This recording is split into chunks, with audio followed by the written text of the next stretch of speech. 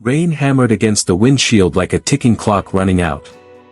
The city lights blurred through the downpour as Jonathan Morgan pulled his luxury sedan to the curb, heart thudding for a reason he couldn't explain. Outside the grocery store, a woman stood drenched beneath a flickering neon sign. Four little girls clung to her legs, their matching pigtails matted to their foreheads, their eyes too silent for children. One of them looked up, lips trembling, and whispered just loud enough for Jonathan to hear through the cracked window, "Mommy said this is our last chance." And then, the smallest one collapsed. The door to the grocery store slammed open, jolting Jonathan into motion. He threw the car into park and sprinted through the rain. The collapsed girl, Daisy, he would later learn, lay limp on the pavement, her sisters circling her in a fragile ring of panic. Their mother dropped to her knees, her coat soaked through, frantically pressing her palm to Daisy's forehead. Jonathan knelt beside them. "I have a car. Let me help," he said, voice firm but soft. The woman looked up, startled. Her face was all bone and shadows, but her eyes held the flicker of someone who once had fire. "We're fine," she lied instinctively, gathering the girls like a shield. "She just fainted," one of the twins said. "She hasn't eaten since yesterday." That shattered something in Jonathan. Without another word, he scooped Daisy into his arms. She was weightless, frighteningly so.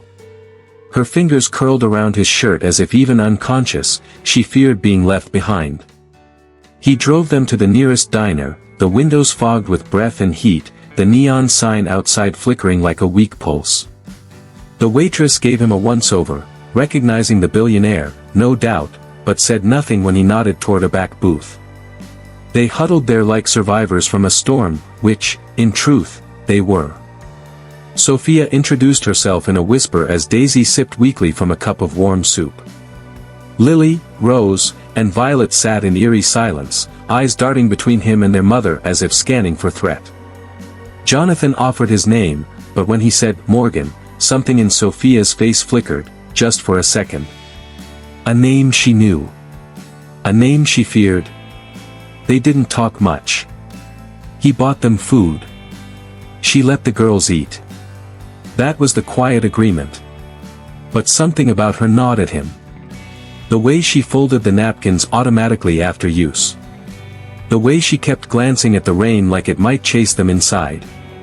When he offered to drop them somewhere safe, she hesitated. "We're between places," she finally admitted.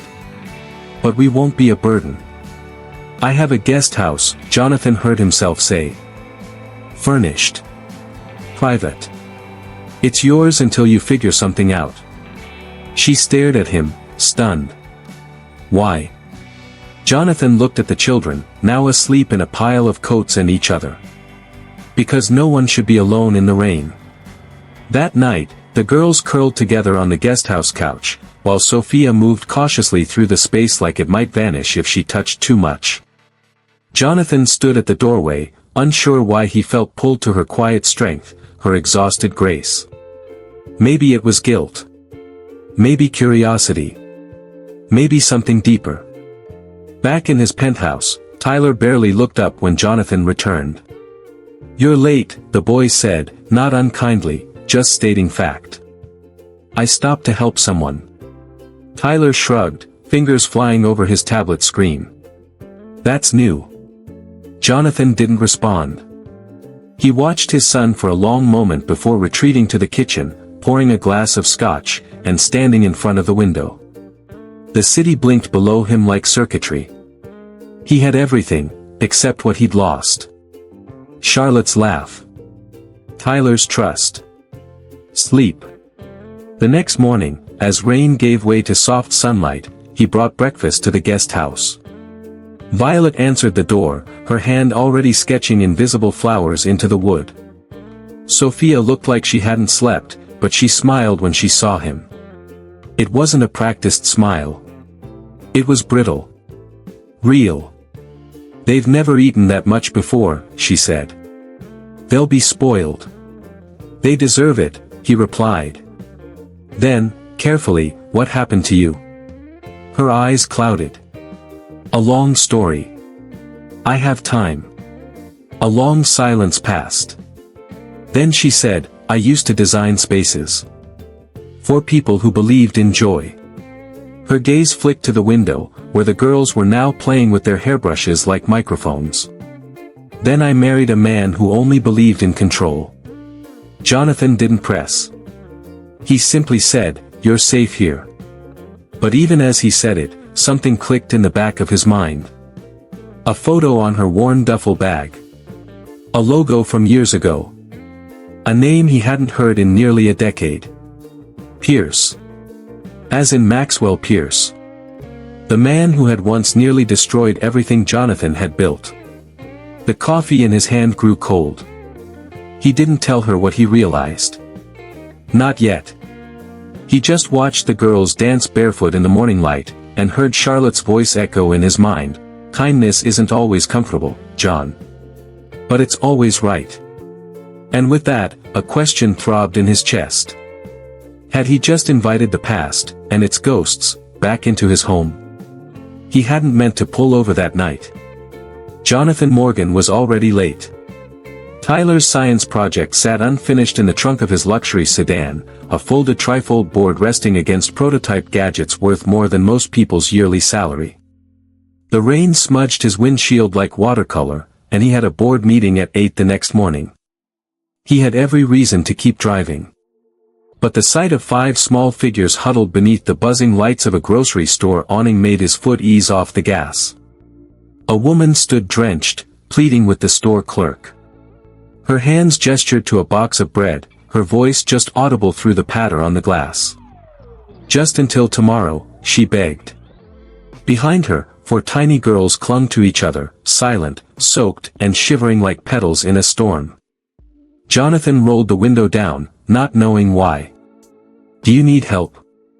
The woman turned sharply. For a moment, she looked ready to flee, but then one of the girls tugged at her sleeve. Mommy, she whispered, I'm hungry. That was the moment it happened. The fracture. The woman, Sophia, looked back at Jonathan. She didn't ask for money. She didn't even move. She just nodded once, like surrendering was the final act of resistance. He parked. He told them to follow him to the diner down the block. The girls moved in eerie synchronization, their steps small and measured, like they'd been trained never to draw attention. Inside the diner, the booth felt too bright, too clean. Sophia hesitated before sliding in. We won't stay long, she said, even as Violet fell asleep against her arm. Jonathan ordered everything on the kids' menu without asking. He hadn't expected thank yous, and he didn't get them, just 4 tiny heads nodding in silent gratitude when the food came. As they ate, he caught Sophia counting the sugar packets, her lips moving soundlessly. Calculating the cost. Planning for departure. Already fleeing in her mind. You're not from around here, Jonathan said. Not anymore, she replied. What happened? Her answer came in pieces. Not all at once. She'd once been an interior designer. Known in niche circles for her family-focused designs, cozy, intelligent spaces. She'd even been featured in a regional design magazine once, smiling beside a playroom filled with light and storybook colors. Then came Maxwell.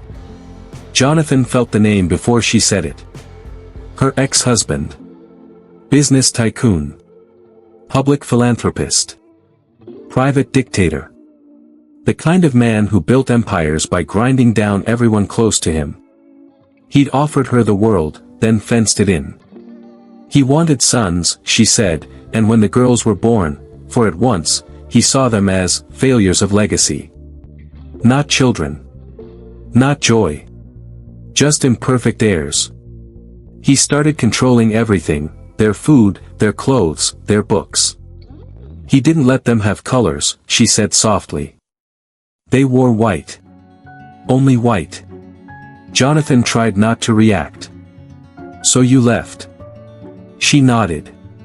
Took nothing but them and an old sketchbook. That was 2 months ago. They'd been sleeping in shelters. Motels when they had money. Sophia had sold her wedding ring in Oregon. In California, she'd pawned her design software. Seattle was supposed to be temporary. A layover. Jonathan asked what she was running from. She didn't answer. But the look in her eyes said, a man who makes power look like love. He didn't know why he offered her the guest house. Maybe it was the rain. Maybe the way Violet trembled when he handed her a napkin. Maybe the way Sophia never once asked for help, even as the world collapsed around her. When he returned home that night, Tyler was already asleep. Jonathan stood by his bedroom door and watched him. The boy clutched a digital tablet to his chest like a shield. There were no pictures of Charlotte in Tyler's room anymore. The next morning, Sophia made toast. The girls giggled over the cartoon-shaped jam packs, still unsure if they were allowed to laugh out loud. Jonathan arrived with a bag of groceries, his shirt still damp from the drizzle outside. Sophia greeted him with surprise. You didn't have to. I wanted to. But it wasn't just groceries. It was curiosity. It was ache. It was the suspicion that some part of this story didn't add up. Because the night before, he'd looked through old archives, through business records and lawsuits and names that still raised his blood pressure. Maxwell Pierce had nearly bankrupted him once, stolen an early prototype, branded it his own, and tied up Jonathan in legal red tape for 3 years. Jonathan had survived, but barely. Charlotte had stood by him the whole time. That was before the cancer. Before the silence. And now, in his guest house, was a woman named Sophia Pierce. And 4 daughters with the last name that had once nearly erased him from the industry. He didn't tell her he knew. He wasn't sure why. Instead, he watched as she braided Lily's hair. How she checked each twin's socks before they walked outside. How she drew sketches at night on napkins with a broken pencil. Spaces for children. Designs with built-in sunlight. Your girls, he said one evening, they don't act like most kids. They weren't allowed to be kids, she replied. And that answer gutted him. The girls never asked questions. They asked permission. Even to laugh. Even to dream. That weekend, Jonathan took them all to the park. Tyler refused at first, claiming he had coding to finish. But eventually, he came. Sophia watched him as if he were glass. The twins adored him instantly. They trailed after him like ducklings. They listened when he spoke. Tyler, who hadn't spoken 10 full sentences to another child in a year, was teaching them how to play his favorite game within an hour. Jonathan sat beside Sophia on the bench, watching. You did that, he said quietly. She shook her head. They did it for each other. And then, almost like fate had waited for this moment, she said something that froze the blood in his veins. My ex, Maxwell, he hated when they got too close. Said it made them harder to control. Jonathan turned his head slowly. Maxwell Pierce?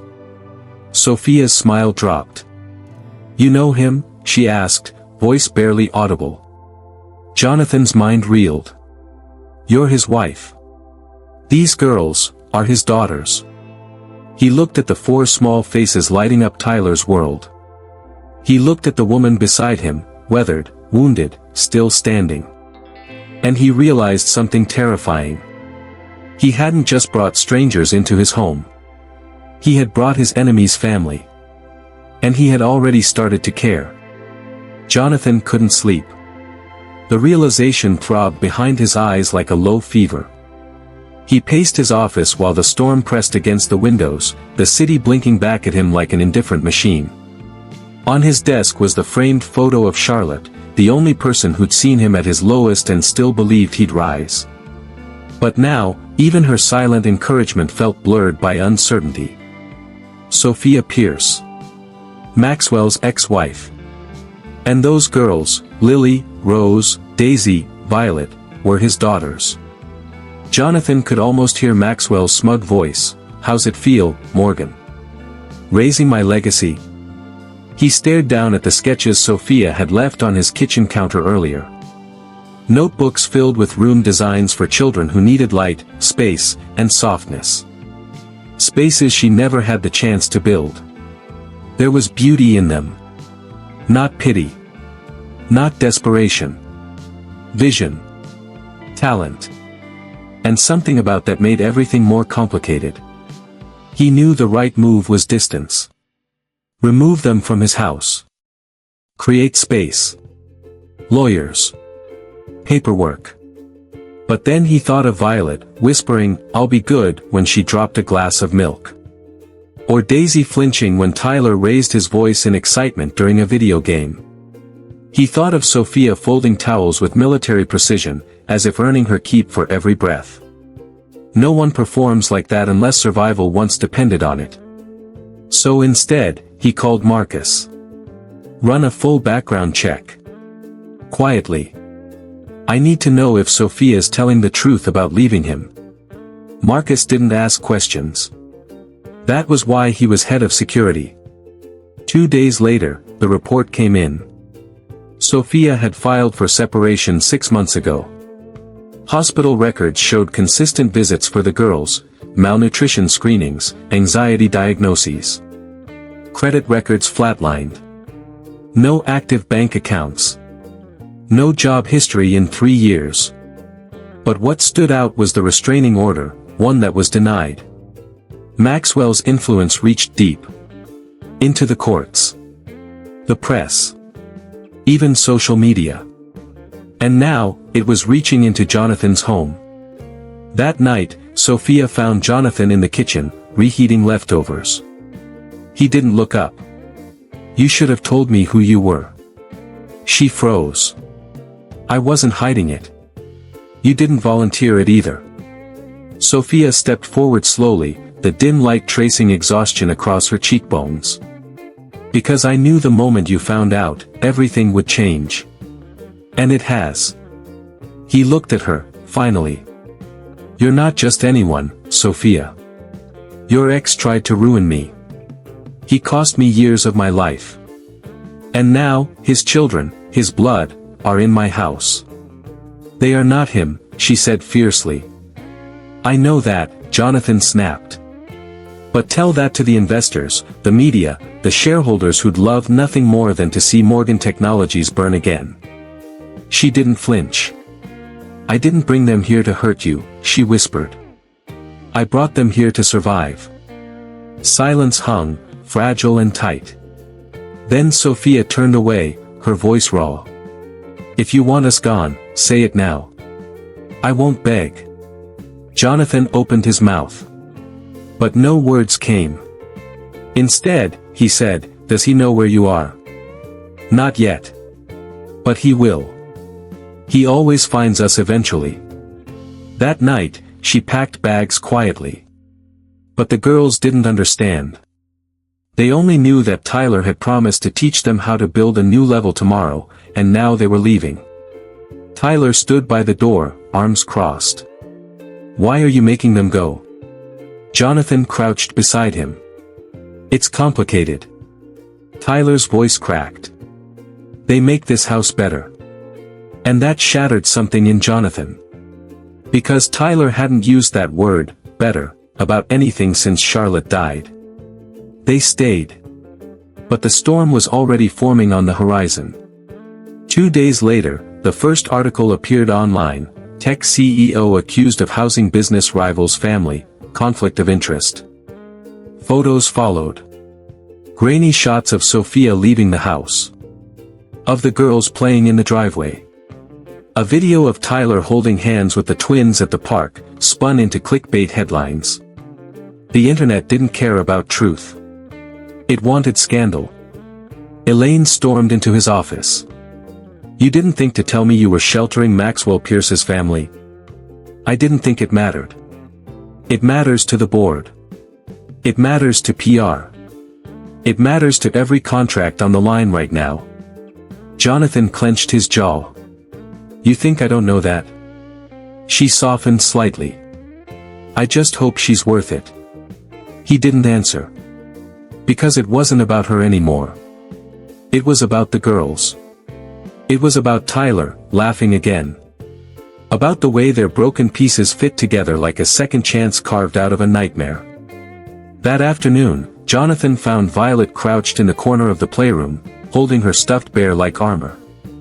"What's wrong?" She looked up, her lip trembling. "We broke the news." He blinked. "What news?" She pointed at the tablet. On the screen, a headline, "CEO's mansion becomes refuge for ex-rival's wife. What is he hiding?" Tyler stood nearby, fists clenched. "We saw it on the school feed," he said. "Someone posted it in the parent group." Sophia appeared in the doorway, her face pale. "They're coming for us, aren't they?" He nodded slowly. "We'll face it together." But that promise would be tested sooner than he thought. Because later that night, a sleek black car pulled up across the street. Its windows tinted. Engine running. Maxwell Pierce had arrived. And the man who had once tried to destroy Jonathan's life had no idea that his daughters were the very reason Jonathan now refused to give up.